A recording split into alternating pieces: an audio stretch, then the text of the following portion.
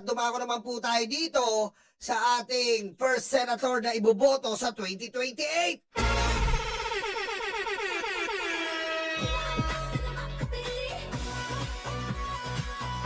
Ang ating senadora sa 2028, walang iba, Auntie Claire!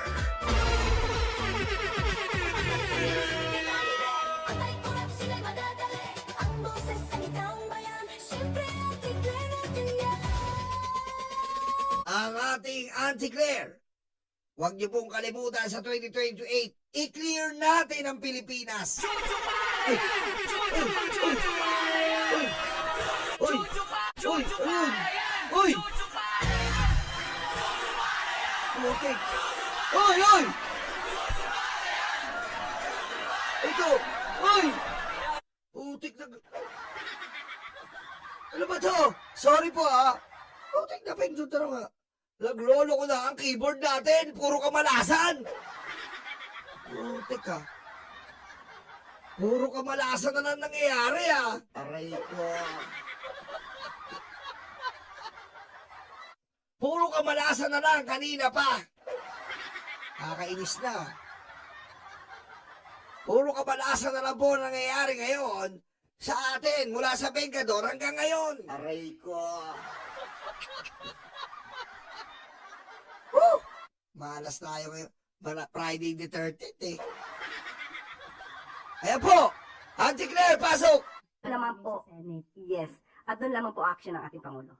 Ma'am, despite these interventions being pushed by the administration, VP Sara said kulang pa rin yung preparation ng administration regarding dito sa tension sa Middle East. And allow me to read a portion of her interview. Oh. Wala tayong nakikita na ginagawa ng administrasyon. Ang banta ng gera, narinig na natin yan noong taong 2022 pa lang. Dapat noong 2022 pa lang, naghanda na ang pamahalaan na ito, pero wala tayong nakitang paghahanda. Oh. Maybe get your comment on this, ma'am. Dapat tinanong niyo muna, Vice Presidente, 2022, anong buwan? Baka naman panong-panong kanyang ama ito. Tandaan po natin, ng 2022, nangangampanya po sila pareho ni Pangulong Marcos Jr. Uniteam sila. May nabanggit po ba siya sa Pangulo patungkol dito? May nabanggit po ba siya sa DND? Patay, barado na naman ang impactang Jablita. Barado na naman. Diba? Tama yun. Legit facts. 2022, magkasama kayo ng Pangulo. Oh, ba't hindi mo binanggit? Aray ko. Sapul. Ipatungkol po dito? Dahil kung alam niya na po ito, malamang ay meron siyang sariling bolang kristal. Ay dapat ipinaalam niya kung ito ay verified info nang galing sa kanya. Dapat ipinaalam niya ito agad sa bansa. Tama. Ipinaalam niya ito agad sa Pangulo at sa otoridad. So, Nakakatawa po si Sari. Sisi ng sisi sa gobyerno. Banggit siya ng banggit na gobyerno. Ano ka ba? Aray ko. Diba, ganun po ka bobo. Ang gobyerno ay hindi na tayo ano ka ba? Nasaan ka ba? Di ba gobyerno ka rin? Aray ko. Ha? Ano tingin mo sa'yo? Gobyerno ka rin. Pinapasahod ka rin ng gobyernong ito. Kaya kung may naiisip ka, kumilos ka, hindi yung turo ka ng turo. Aray ko. Hindi. Turo ka ng turo, sinisisi mo yung gobyerno. Ano ka ba? Gobyerno ka eh. siya may alam as early as 2022. At hindi man lang niya ito binanggit diretso sa ating mga kababayan. Sino ang hindi nagtrabaho? Tama! Sino ang walang ginawa? Tama! Tandaan po natin, ipinagmamalaki niya meron siyang impormasyon patungkol dito. Hindi po ba obligasyon niya bilang Vice Presidente na ito ay ipaalam sa ating otoridad? Para man lang ang ating mga kababayan, katulad ng sinasabi niya, ay nakapaghanda. Kung hindi niya to sinabi, definitely, this is a breach of public trust. Tama! That's a breach of promise trust, Your Honor, Mr. Chair. Okay? Because you're a part of the government. Okay? You're a part of the government and not only an ordinary part of a government, Your Honor, Mr. Chair. Aray ko. Huh? You're not an ordinary part of the government. You're the second highest position in the Philippines.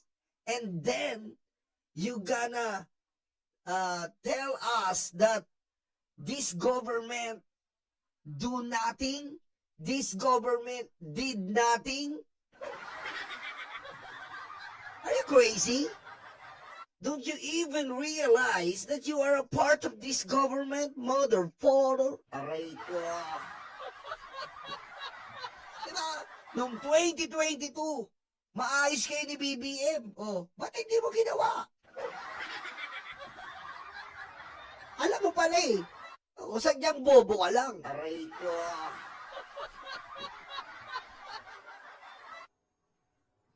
Meron po tayong tinatawag na non-feasance. Mga taong gobyernong hindi nagtatrabaho. Thank you, ma'am.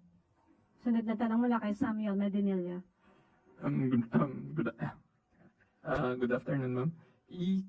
Yes ko lang po, if may plan po bang government umutang sa mga international lending institutions to fund the Middle East crisis response ng government? Sa ngayon po ay wala pong napabanggit patungkol po dyan. Kinausap po natin at tinanong po natin to mismo kay Secretary Go ng Department of Finance. Ngayon po ay walang balak. Bali, sufficient po yung funds ng government for Yes po, sa ngayon po ay hindi pa po napag-iisipan kung uutang po. Tapos on another topic po, may budget po bang na-allocate yung government para po dun sa ongoing bid ng Pilipinas para dun sa United Nations Security Council seat po? Meron po, ayon po yan sa 2026 GAA po natin. Meron pong budget. Bali, magkano po kayo yun? Opo, binanggit po sa akin ni Secretary Tess, hindi ko lang po naisulat dito, mga 20 plus million pesos. Ibibigay ko po yung pinakadetalye. Hindi ko po na sulat sa aking note. Pero nabanggit na po sa akin ni Secretary Tess. I-ask ko na lang po kung saan po kaya gagamitin po yung fund na yun. Sa pangangampanya. In what manner po? Will it be used to speak with other countries or will it be ano po? Saan po? Sa lahat ng klase ng pangangampanya, para po maipakita ng ating Pangulo na tayo po ay interesado na magkaroon ng non-permanent seat sa UN Security Council. Thank you po. Sunod na tanong mula kay Tristan Nadalo, Newswatch Plus. Good afternoon, Yusek. Sa isang interview po sa Davao City, sinabi Ito na naman, BP Sara na naman, impacta na naman. ni Vice President Sara Duterte na galit ang mga tao Oh, sa ginawa sa dating Pangulo 1 year since his arrest. So the Vice President says Filipinos remain angry over the arrest of the former president and that this anger will not subside until he is brought back to the Philippines. Sabi niya po, it is unthinkable that a government, no matter the political differences with the administration, would send a citizen to a foreign jurisdiction. So galit ang mga tao, isang taon ng galit ang mga Pilipino. Ano po ang assessment nyo dito? Ulitin natin, sana tinanong niyo siya. oh, Gaano karaming tao ang galit? tama. Sabi niya, inter-Pilipino. Tayo. Galit. Diba, sinungaling po talaga eh. Kayo ba galit? Galit ba kayo na nakakulong si Duterte? Di ba sinungaling? Aray ko. Oh. Kaya mismo, dyan sa comment section ng mga matatandang kinukulubot dyan. Galit ba kayo na nakakulong sa Duterte? Di ba hindi? Oh. Paano mo sasabihin the entire Filipino? The whole Filipino is angry because the church is in the ICC. Aray ko. Oh. Di ba? Sinungaling eh. Sinungaling. Hindi po dapat pinapaniwalaan yung sinungaling na yan. Diyan pa nga lang sa mga maliliit. Sabi nga natin eh. Di ba? Sa maliliit na bagay, hindi ka mapagkatiwalaan. Sa malalaki pa kaya. Di ba? Tama. Huwag mo kami idamay. Di ba? Kayo-kayo lang mga kultong niluluga. Tama si Yusek eh. Oh, alam nyo, desperada na talaga tong babaeng to eh. Dahil itong pagpapadala kay dating Pangulong Duterte sa The Hague ay ito ang unang hudyat Yes. para mabigyan ng hustisya hindi lamang po ang mga biktima ng EJK, pati na rin po ang dating Pangulong Duterte. Oh, yung 30,000 ba, galit na galit? Hindi galit na galit yung 30,000. Yung pa lang, paano masabing entire Filipino? May 30,000 na pinatay yung tatay mong karton. Aray ko. Ganyan ba? Ha? Sa tingin nyo, ganyan po ba? Ganyan po tayo? Yan ang pipiliin nyo? Kung magsinungaling sa kanya, ginawa niya ng hobby? Aray ko. Ganyan po ba mga kababayan, mga karayuma? Pipiliin natin yung pagsisinungaling, ginawa niya ng hobby? Natural na ang pagsisinungaling na parang, dati kasi tayo, ang moralidad natin, iba eh. Kung naaalala nyo, ang moralidad po natin, iba? Dati pag nakakita po tayo sinungaling na politiko, ay putek, talagang sinusukan natin. Ngayon, iba eh. Parang, nagsisinungaling na, parang wala lang sa atin. Hindi po ganun. Aray ko. Hindi po ganun. Mumula tayo mga kababayan. Ha? Okay, let's bring back morality in our veins, in our blood, and in our own self. Let's bring back morality because morality is the most important thing in our self. Aray ko. Okay? Because if you're living in immorality, there is no dignity, there is no transparency, and especially, there is no God.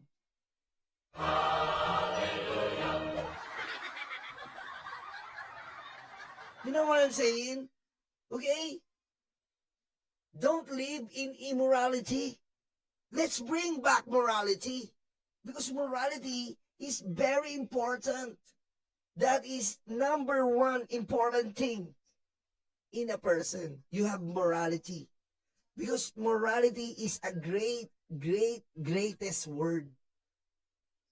Okay? Because if you have morality, you believe in transparency, honesty, and especially you believe in God. Because you have moral. Because the God gave us moral. Right attitude. Right way of living. Right way to treat people. In a nice way, in a kind way. Mother, father. Aray ko. Patayin mo sa BBM. No joke.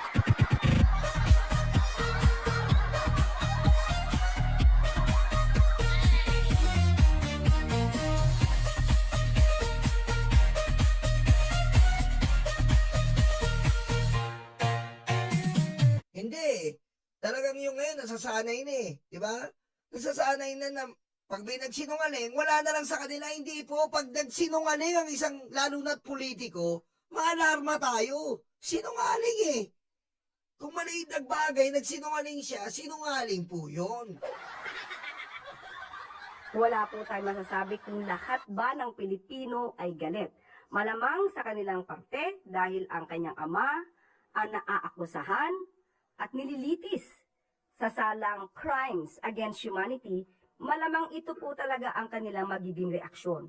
Pero sa parte po ng mga tao na nagsusulong ng human rights Yes. at lumalaban sa mga karumal-dumal na pagpatay Yes. na bunga ng EJK at War on Drugs ni dating Pangulong Duterte, hindi naman sila galit at sila'y nagpupunyagi. Sa ngayon po, masasabi natin, ang ginawa po ng gobyerno, hindi lamang po ito para isalba ang sinuman. Ito rin po ay para sa mga Pilipino na siyang nag-file ng complaint. Sila mismo ang pumili na magsampa ng kaso sa ICC dahil sa naramdaman nilang walang hustisya sila natanggap noong panahon ni dating Pangulong Duterte. That's true. Tama. Diba? Kaya nga po tayo nagpunta sa ICC para makakuha po ng hustisya. Tapos sasabihin niya, inter-Filipino, fuck yourself. Diba? Ang inter-Filipino. Kayo-kayo lang yan. Alam nyo, darating talaga yung oras. Darating po yung oras At abangan nyo na dito. Abangan nyo na. Kasi yung mga anak ni Duterte, sila mismo ang maggugurgur sa tatay nila. Aray ko. Oo. Ayan po ang mangyayari dyan. Kasi pabigat na yung tatay nila eh. Nauubos na po yung pera nila. Imagine that. Paano ka makakapagbayad ng 150 million? Then, may pangarap kang gustong kunin. Diba? Nauubos ang pera nila. 150 million monthly. And tatagal pa po yan ng 6 na taon. Pinakamababa. Hayaan ba ng mga anak ni Digong na maubos lang yung pera nila? Total, hindi naman sila close ng tatay nila. Aray ko. Diba? Darating po ang araw, yung pagpapanggap nilang mabuting anak, mawawala yan. Darating ang araw, yung pagpapanggap nila na concern sila sa tatay nila, mawawala yan, maglalao. Ngayon lang yan.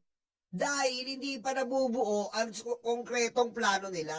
Pero sabihin mo, nabuo na yung konkretong plano nila at umaaray na sila? Umaaray na sila sa nangyayari? Abay, baka sila na talaga ang maggurgur sa tatay nila. Hindi po imposible mangyari yan.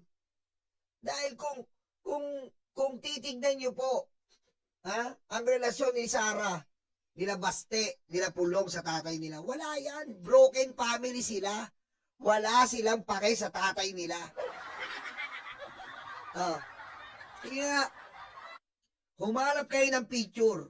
Bukod nung inauguration ni Digong, humanap kayo ng picture na nasa Malacanang sila Sara at Masaya. May papakita ba kayong picture na si Sara, sila Pulong, nasa Malacanang masayang masaya? Aray ko. Walang ganon. Walang happy family sa kanila dahil wala naman talaga. Ngayon na lang nila, ginagamit nila itong arrest ni Digong, ginagamit lang nila yan na para yung issue nila ay hindi mawala, na para laging nandun sila sa mga usap-usapan, nandun sila sa mga pahayagan. Kasi hindi kailangan mawala ang mga Duterte. Yan na lang naman eh, gaya nga na sinabi ko sa inyo, isipin nyo lang. Isipin nyo, tignan nyo, ano ba nangyayari ngayon? Saan tayo nagtalo-talo? Saan tayo nagtatalo-talo ngayon? Sa fake news nila. Diba? Sa fake news nila, tama si Annalyn. Tignan mo si Chong Kitty, nagpa-party-party. Pumunta lang ICC, lasing na lasing. Kasi ginagamit lang nila yan. Ginagamit nilang front yan para maging relevant pa sila ngayon. Hindi sila mawala yung init ng issue ngayon, hindi sila mawala. Ngayon, pag nawawala yan, babanatan nila ng fake news para ganun pa rin. Babanatan nila ng fake news para ganun pa rin, umangat pa rin yung apelido nilang Duterte. Hanggang sa makuha nila yung ninanais nila. Tignan nyo, saan ba tayo nagsimula? Magtatanim sila ng pulburong video. Magtatanim sila ng issue kay First Lady. Magtatanim sila ng issue sa First Family. Ngayon, nagtatanim sila yung flood control. Si BBM nagsimula. Tinaniman nila. Tinitwist nila na si BBM ang pasimuno. Kasi kailangan nila maging relevant eh. Kailangan nila na laging may Duterte sa mga pahayagan, sa mga balita. Para hindi natin makalimutan na ganyan. Na kahit pa paano, bad publicity is still a publicity. Kaya pag naulan po sila ng opsyon, ang tanging opsyon nila ay sympathy. Awa. Yan po ang abangan nyo. Ano mo ba yung awa? Sympathy. Anong gagamitin nila para sa awa? Maaaring sila rin mismo at hindi nakakagulat na sila ang magtegi sa kanilang ama. Aray ko. Oh, kung sakaling may malaking, halimbawa, si Sarah, nabuksan na ang mga bank records. Oh, anong gagawin nila? Hindi imposibleng isakripisyo nila si Digong. Tapatan nila ng pagkamatay ni Digong yan. Ay sabi ko sa inyo, tatapatan nila yan. Bakit? Para mabura yung issue. Imbis na magalit tayo sa pagnanakaw ni Sarah, maawa ang mga tao sa pagkamatay ni Digong. Nako, sa tagal-tagal natin nire-react. Ha? Sa tagal-tagal po natin na nire-react ang galawang Duterte. Putik, kabisado na natin ang mga hiladsyanang bituka niyan. Yan ang gagawin yan. Kung sakaling mabunyag itong impeachment na to, at saan man umabot ito, at hindi na nakayanan ni Sara at ng mga Duterte to, wala na. Ang tanging option niyan, sino sa sakripisyo nila? Tatay nila. Tatay nila sa sakripisyo nila dyan. Dahil, para matakpan lahat to, dahil pag si Digong ay talagang nawala, ang galit mapupunta sa Pangulo, kay BBM. Iyan ang gagamitin nila. Oh, Malu, thank you, Malu. Hindi po imposible yan. Kaya yan po ang pagandaan nyo. Yan po ang pagandaan natin. Dahil, putik, grabe po ang mga Duterte. Sabi ko sa inyo, kung malalaman nyo lang kung paano nila tratuhin si Digong, kung baka magulat kayo. At may mga close friend niya sila na inibago. Ayan nga si Tulfo. Si Tulfo po si Ramon Tulfo. Ayan sobrang close niya kay Digong. Alam niya yung mga babae ni Digong kaysa sa mga anak niya eh. Anong sabi ni Tulfo, ni Ramon? Nagugulat siya sa ugali ng mga anak niya. Ang bait kay Digong ngayon na para bang concern. Na para bang nag-aalala sila. Nung mga nakikita niya nun, wala. Hindi nga sila nagbabatian pa nagsasalubong yan eh. Diba? Hindi sila nagbabatian daw pa nagsasalubong yan. Walang beso-beso, tatay, ganyan. Tingnan niyo po yung kumakain sila ng lechon. Oh. Tingnan niyo po yung kumakain sila ni Sara ng lechon. Oh. Ganun po ang totoo. Ganun po ang totoong pagsasama nila. Ganun po sila magpagsasama. Ganun po sila magtratuan mag-ama. Walang kwenta po talaga. Ngayon, nagugulat nga po ang iba na parang iba. Parang scripted ang nangyayari. Na parang concern na concern kayo at mahal na mahal nyo yung tatay nyong iniwanan kayo. At nawala na yung galit nang naging broken family kayo na sinusumpa nyo nun. Aray ko. Oh. Ngayon, nakita nyo, pupunta sila doon. Akala nyo pupunta sila doon para kay Digong. Hindi. Pumupunta sila doon para Hindi mo nga alam, baka nagtatago na ng pera yan eh. Oh. Dinadahilan na lang nila yung pagpunta doon, nagtatago ng pera. Ayan, bumili na silang properties doon. Aray ko.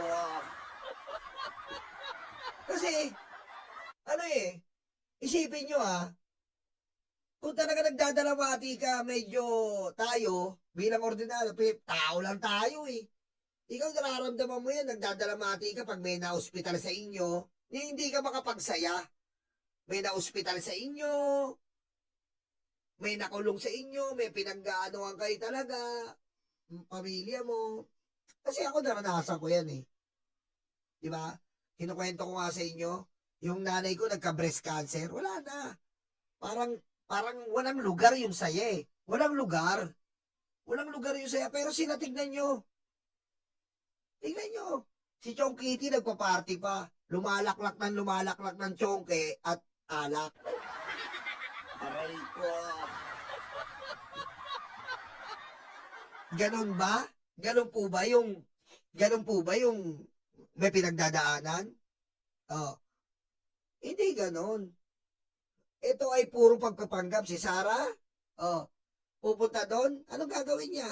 Wala naman siya ginagawa doon, tingnan nyo. Kunyari, papasok yan doon, titingnan na yung tatay niya. Yung sinasabi ng tatay niya, sabi ng tatay, hindi yun, siya lang nagsabi noon. Oh, siya lang nagsabi noon. Sila Baste, nandun ngayon, wala. Nagbabakasyon lang yun. Oh, bakasyon lang ang gusto nila. Ano sinasabi? Tatay nila? Concern sila? Nako, aray ko.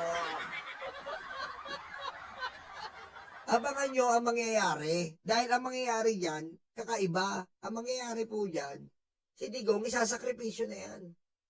Wala na.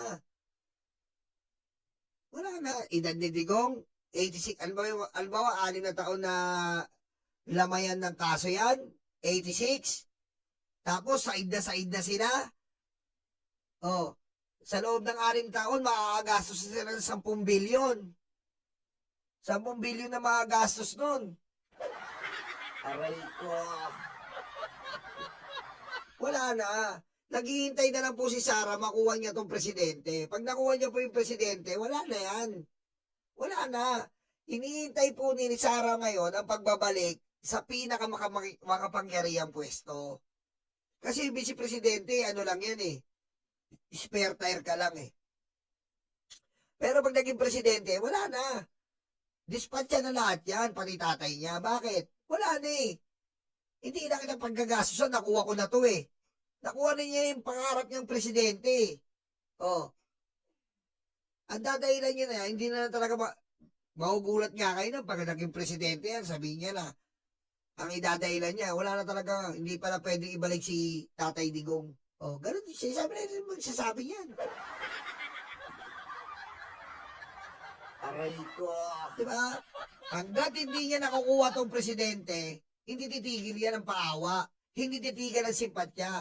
Hindi titigil yan. Pero pag nakuha na nila yung gusto nila, nakapwesto sila, mabawi nila ang mga nagastos nila dyan. Wala na. Tablado lahat, pati si Itay.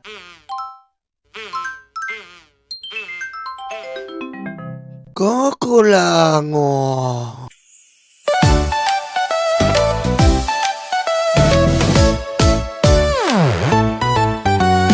Tanggap, tanggap, loga, yoga, DDS, DDS. Dating yung ay karton, dating yung ay karton. Duterte, Duterte. Tanggap, tanggap, loga, yoga, DDS, DDS. Dating yung ay karton, dating yung ay karton. Duterte, Duterte. Ayan na sila, ayan na sila. May leta na peke, may leta na peke. Ayan na sila, ayan na sila. May leta na peke, may leta na peke.